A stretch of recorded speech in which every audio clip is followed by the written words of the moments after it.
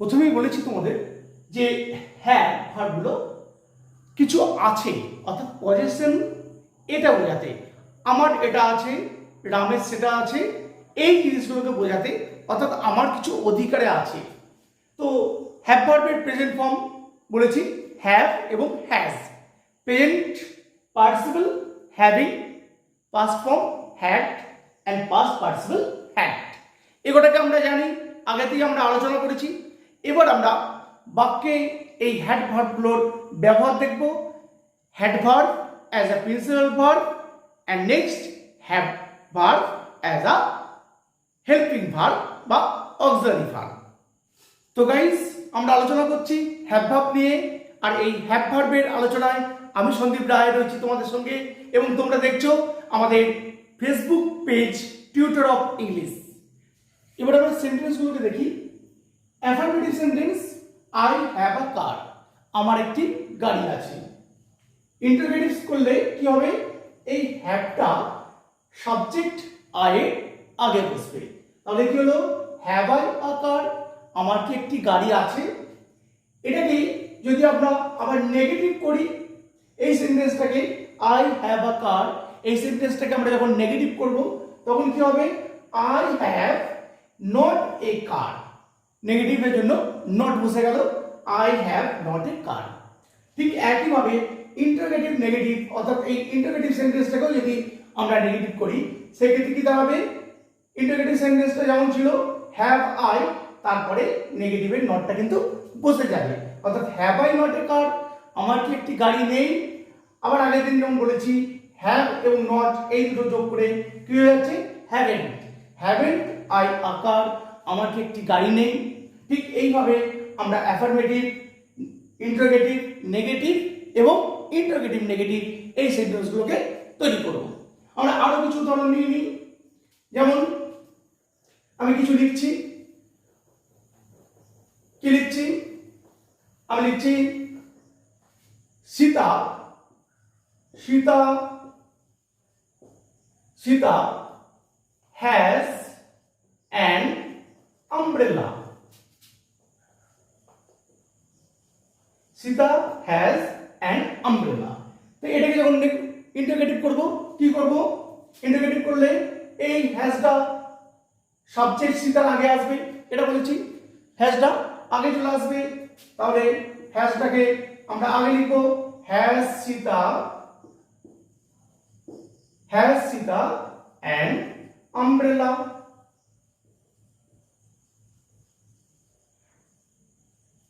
Has Sita and umbrella, interrogative word. Next এটাকে negative করব, তাহলে কি করব, সীতা, এবার হ্যাজ, তারপর কি বলেছি, নেগেটিভ, অর্থাৎ নট বসবে, Sita has not an umbrella,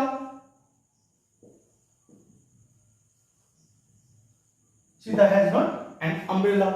এবার ইন্টারোগেটিভ নেগেটিভ একই রকম বলেছি, ইন্টারোগেটিভ নেগেটিভ তখন কি হয়ে যাবে, has Sita, has Sita not an umbrella, has Sita not an umbrella, অথবা hasn't, hasn't Sita an umbrella. তাহলে সীতা হ্যাজ অ্যান আমব্রেলা, সীতার একটি ছাতা আছে, হ্যাজ সীতা অ্যান আমব্রেলা, সীতার কি একটি ছাতা আছে, Sita has not an umbrella, সীতার একটি ছাতা নেই, has Sita not an umbrella, সীতার কি একটি ছাতা নেই, অথবা hasn't Sita not an umbrella, সীতার কি একটি ছাতা নেই। তাহলে এইভাবে আমরা সেন্টেন্সগুলোকে করতে পারবো অ্যাফার্মেটিভ, ইন্টারোগেটিভ, নেগেটিভ এবং ইন্টারোগেটিভ নেগেটিভ। আবার এই সেন্টেন্সগুলোর দিকে লক্ষ্য করো, the boy has ড্রন a picture, the boy has ড্রন a picture, তাহলে হ্যাজ হ্যাভ ভার্বের ফর্ম থার্ড পারসন সিঙ্গুলার নাম্বারের জন্য হ্যাজ হয়েছে, ড্রন, ড্র ভার্বের পাস্ট পারসন ফর্ম। তাহলে এই যে ভার্ব, এই ভার্বটা টেন্স গঠন করার জন্য হ্যাজটা ব্যবহার করা হচ্ছে, অর্থাৎ এটাকে বলা আছে যে ভার্বটা হচ্ছে প্রেজেন্ট পারফেক্ট টেন্সে রয়েছে সেন্টেন্সটা, সেই জন্য হ্যাজ ভার্বটা এখানে অক্সিলারি ভার্ব হিসাবে কাজ করছে। আবার একইভাবে দেখো, you have done your homework, তুমি তোমার হোমওয়ার্ক করেছো। তো ইউ হ্যাভ ডান, এই হ্যাভটাও কিন্তু এই ডান অর্থাৎ ডু ভার্ব, এই ডু ভার্বের পাস্ট পার্টিসিপল ফর্ম হয়েছে এবং সেন্টেন্সটাকে প্রেজেন্ট পারফেক্ট টেন্স করার জন্য এটা সাহায্য করছে। তাই এখানে হ্যাজ এবং এখানে হ্যাভ এগুলো অক্সিলারি ভার্ব হিসাবে কাজ করছে। আবার একইভাবে দেখো, আমি 3 নম্বর সেন্টেন্সটা লিখছি, হি হ্যাড নট, এটা নেগেটিভ সেন্টেন্স করে নিচ্ছে এটাকে, he had not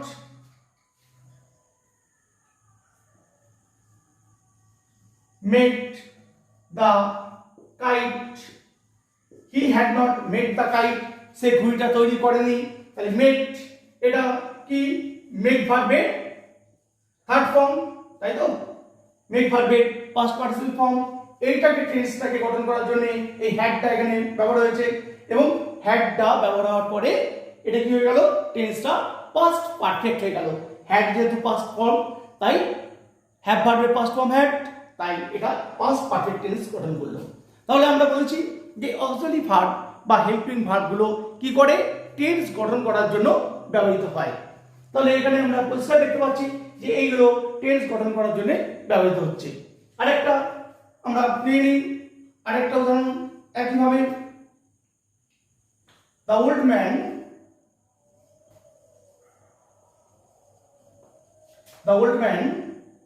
had lost his cow. The old man had lost his cow.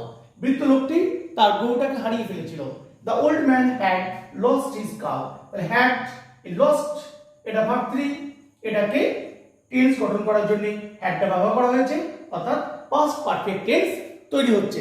তাহলে আমরা দেখতে পাচ্ছি কি যে হ্যাভ ভার্বের বিভিন্ন ফর্মগুলো হ্যাভ, হ্যাজ, হ্যাড এইগুলো কি হচ্ছে, অক্সিলারি ভার্ব হিসেবে কাজ করছে মূল ভার্বের টেন্সটাকে গঠন করার জন্য, তাই তাকে সাহায্য করছে। তাই এগুলো সব অক্সিলারি ভার্ব হিসেবে কাজ করছে। আগের সেন্টেন্সগুলোকে আমি দেখিয়েছিলাম যে মেন ভার্ব হিসেবে কিভাবে কাজ করছে, এগুলোতে দেখালাম যে হেল্পিং ভার্ব বা অক্সিলারি ভার্ব হিসেবে কিভাবে কাজ করছে। তাহলে আমরা বি ভার্ব দেখিয়েছি, মেন ভার্ব হিসেবে কাজ করেছে, পাশাপাশি অক্সিলারি ভার্ব হিসেবে কাজ করেছে। হ্যাভ ভার্বগুলো মেন ভার্ব হিসেবে কাজ করেছে, পাশাপাশি অক্সিলারি ভার্ব হিসেবে কাজ করেছে। আরেকটা কথা যেটা আমি বলেছি যে পৃথিবীতে যত রকমের কাজ হয় তার বেশিরভাগই হচ্ছে কি ডু ভার্ব, তাই তো। ডু ভার্ব অর্থাৎ আমি খাচ্ছি, আমি ঘুমাচ্ছি, আমি সাঁতার কাটছি, সব কিছুই এগুলো ডু ভার্ব, অর্থাৎ বি ভার্ব বা হ্যাভ ভার্ব এগুলি ছাড়া যত ভার্ব আছে সবই ডু ভার্ব। এবার দেখো, ডু ভার্বের এই 3টে ফর্ম আমরা সবথেকে বেশি ব্যবহার করি, ডু, ডাজ এবং ডিড। প্রেজেন্ট ফর্মে ডু এবং ডাজ, আর পাস্ট ফর্মে ডিড, এইগুলো সবথেকে আমরা ব্যবহার করি। অর্থাৎ যে কোনো আমরা ভার্ব যদি বলি, আমি একটা দিচ্ছি, যেমন ইট, ইট হচ্ছে এই ডু ফর্মটা, এর ডাজ ফর্মটা যদি আমি বলি তাহলে কি দাঁড়াচ্ছে ইটস, আর এটার ডিড ফর্মটা হচ্ছে এট। বোঝা গেল? ঠিক একইভাবে আমি যদি রাইট, অর্থাৎ এর ডু ফর্মটা হচ্ছে রাইট বেস ফর্ম, আর এটার ইএস ফর্মটা হবে কি রাইটস, আর ডিড ফর্মটা হচ্ছে রোট, অর্থাৎ পাস্ট ফর্মটা হচ্ছে রোট। তো সব ভার্বগুলো কিন্তু আমরা এইভাবে ফর্মগুলো পাবো, 3টে ফর্ম। আমি আরো কিছু ভার্ব পটাপট লিখে নিচ্ছি, কি রিড, রিডস, আর পাস্টে আমরা জানি এই ফর্মটা হচ্ছে রেড। উচ্চারণটা আলাদা কিন্তু স্পেলিংটা এক। ইট, রাইট, রিড। গো ভার্বটা নিলাম, যাওয়া, গোজ,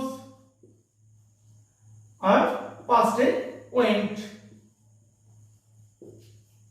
সিট ভার্বটা নিলাম, বসা, সিট, সিটস, আর পাস্টে সেট। তো এইগুলো আমরা জানি যে এই ফর্মগুলো আসবে, অর্থাৎ তার ডু ফর্মে একটা, ডাজ ফর্মে একটা এবং ডিড ফর্মে একটা। যখন পাস্টে যাব তখন ডিড আর প্রেজেন্টে কিন্তু এই দুটো ডু এবং ডাজ। চলো আমরা কিছু সেন্টেন্স নিই, তাহলে আমাদের কাছে বিষয়টা অনেক পরিষ্কার হয়ে যাবে। দেখো আমি এখানে তিনটে সেন্টেন্স নিয়েছি। কি কি সেন্টেন্স গুলো? হি ইটস রাইস, সে ভাত খায়। দে গো হোম, তারা বাড়ি যায়। ইউ প্লে ফুটবল, তুমি ফুটবল খেলো। একদম সিম্পল তিনটে সেন্টেন্স, একদম সিম্পল সেন্টেন্স, অ্যাসার্টিভ সেন্টেন্স এবং সবকটাই অ্যাফার্মেটিভ সেন্টেন্স, হ্যাঁ বাচক বাক্য।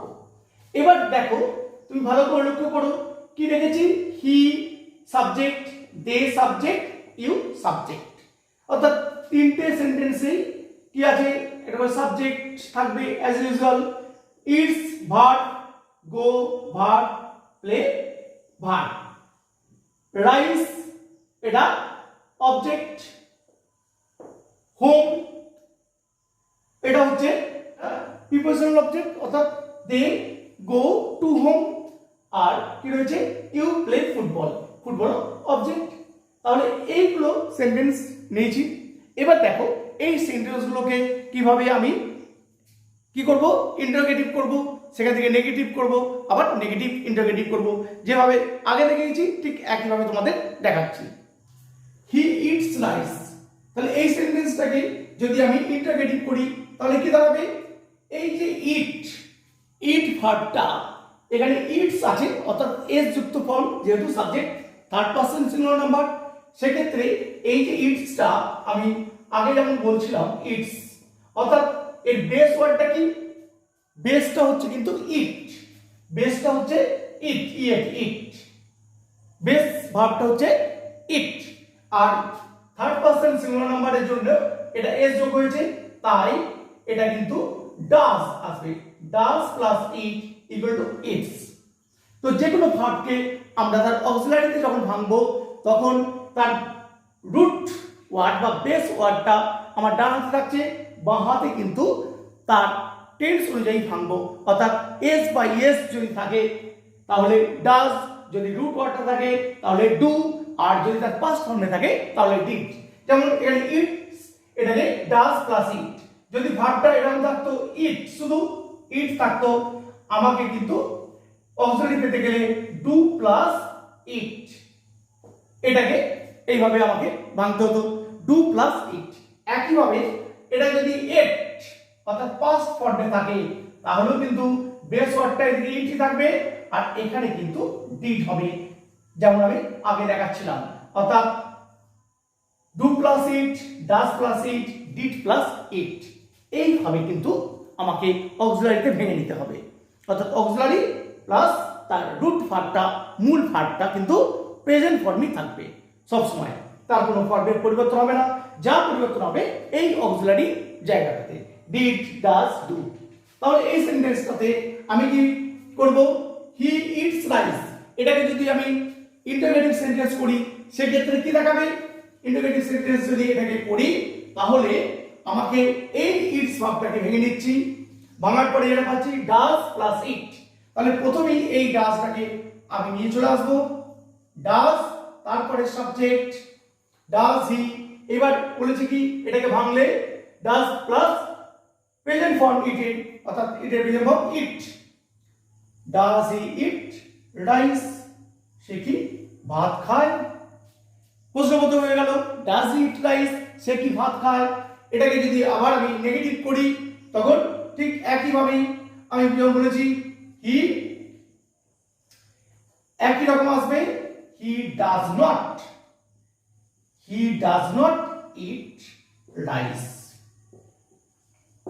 এটা কিন্তু খেয়াল রাখতে হবে, he does not eat rice এই জায়গাটা কিন্তু হবে he does not eat rice.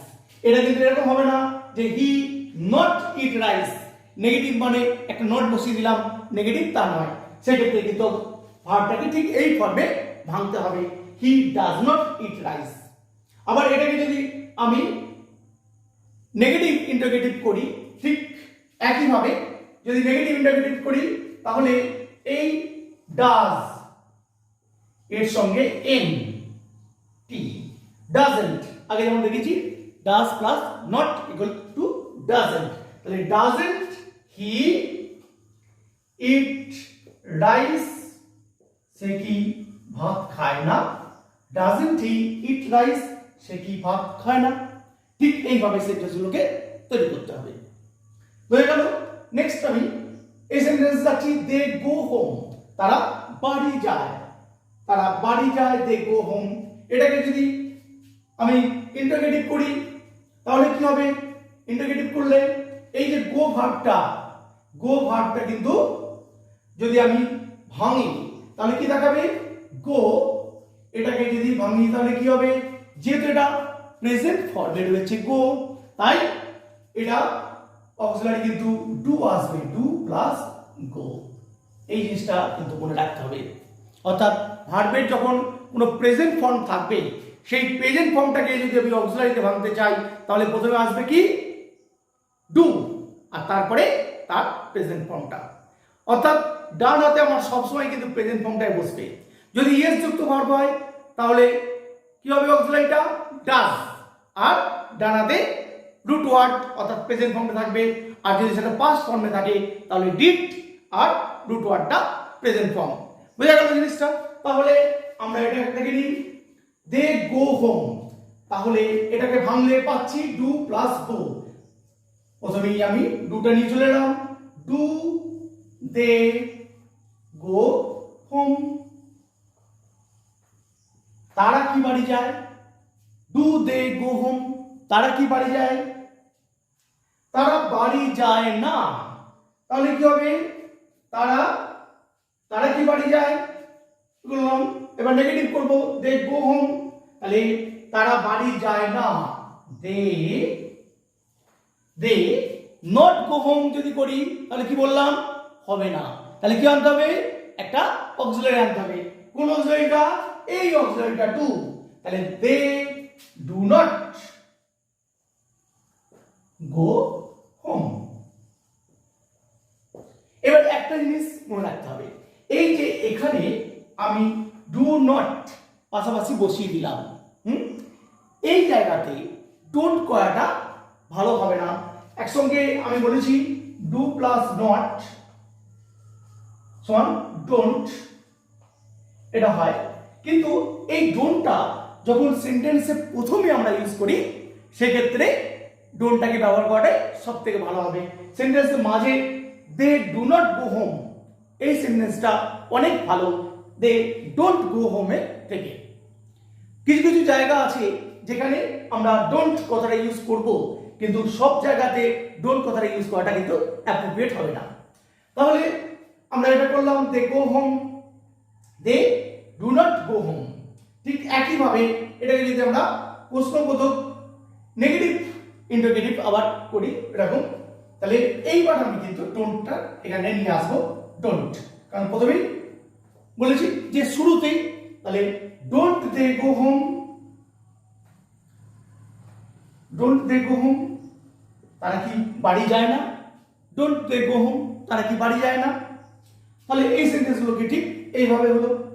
তারপরটা রয়েছে ইউ প্লে ফুটবল। ঠিক প্লে ভার্বটাকে আমরা ওই রকম ভাবে ভেঙে নেব। যদি প্লেটাকে ভাঙি কি হবে? এটাও কিন্তু প্রেজেন্ট ফর্ম, তাই তো? তাহলে প্রেজেন্ট ফর্মে এটাকে আসবে ডু প্লাস প্লে।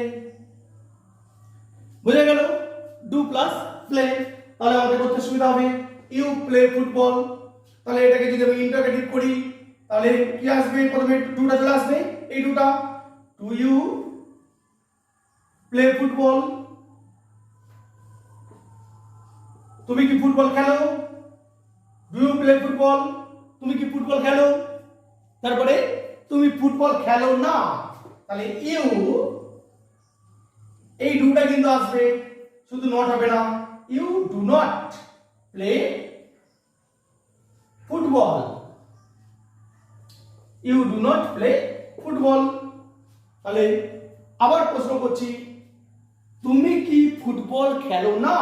সেক্ষেত্রে ডু আর নট, এখানে কিন্তু ওই ডোন্ট শব্দটা হয়ে যাবে। Don't you play football, don't you play football. তাহলে আমরা এইভাবে সেন্টেন্সগুলোকে তৈরি করতে পারবো। আশা করি তোমরা বুঝতে পেরেছো। আজকে বোর্ডটা একটু হিজিবিজি হয়ে গেল সেন্টেন্সগুলোকে ভেঙে ভেঙে ভেঙে ভেঙে দেখাতে গিয়ে। আশা করি তোমরা বুঝতে পেরেছো। যদি কোনোটা অসুবিধা থাকে আমাকে অবশ্যই বলবে কমেন্টে, আমি আবার এটাকে ফ্রেশ করে বোঝানোর চেষ্টা করব। পরের ক্লাসে আমরা বাংলা সেন্টেন্সগুলোকে প্রথমে লিখবো, তারপরে ইংরাজিগুলো করব। আগে যেমন ইংরাজিগুলো প্রথমে করে বাংলা এসেছি, পরের দিন বাংলাগুলোকে আগে নিয়ে আসবো, দিয়ে তোমাদেরকে ট্রান্সলেট করতে বলবো বা ট্রান্সলেশন করে দেখিয়ে দেবো। ঠিক আছে, তো আজকের লেসনটা ছিল এই পর্যন্তই। কেমন লাগলো তোমাদের অবশ্যই কমেন্ট করে জানাবে। আর বারবার বলছি, যারা প্রথম দেখছো তারা অবশ্যই চ্যানেলটাকে কিন্তু লাইক করবে এবং অবশ্যই ফলো করবে। তো আজকে এই পর্যন্তই, দেখা হচ্ছে নেক্সট ভিডিওতে। সবাই ভালো থাকবে। Thank you for watching.